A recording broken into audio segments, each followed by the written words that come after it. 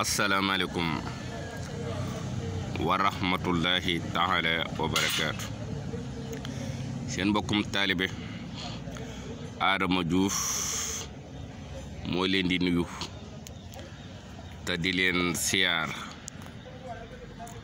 di leen fàttali tuuti rek ci tur wi di yaa raqib nga xam ni kenn ku ne ba nga juddoo sa bisu ngénte def na la ko defal ku dem ba wot nekk waxambaane warees na la ko defal moo lay aar li des sa giirug dund ba ci jigéen sax su tollee diggante na koy jàng juróom-ñaari yoon di ko tufli ci biiram mooy wattu li ne ci biir tur woo xam ni buñ lay tudd des na la ko defal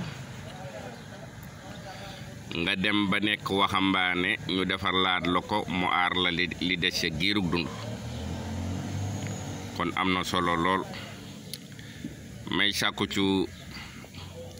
ci vidéo bi ku ci jot nga fexe ba jox ko juróom-ñaari nit tolloog fatiha di juróom-ñaari aaya képp ku ko def maa ngi ñaan ci barke borom Tuubaa sun borom ubbil la sa bunti xéewal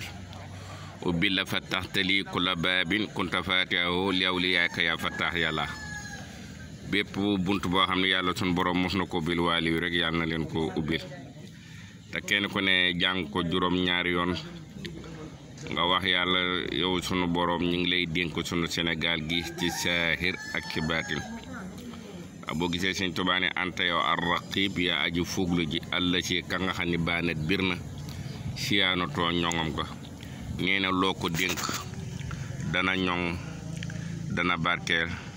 moom yaa raqib mi ngi nii yaa raqib yaa raqib yaa raqib yaa raqib yaa raqib yaa raqib yaa raqib yow sunu borom ñu ngi lay dénk sunu Sénégal di la dénk jullit yu góor yi ak jullit yu jigéen yi ci barke borom Touba barke Cheikh Saliou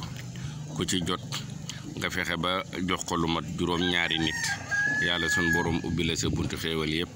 ci barke borom Touba barke Cheikh Salih seen mbokkum taalibe Adama Diouf ibnu Serigne Omar Diouf xasaayit tey sàkku ci bisub xasaayit bi ñëpp fasaale ko ñaanal ko ci barke borom Touba barke Cheikh Salih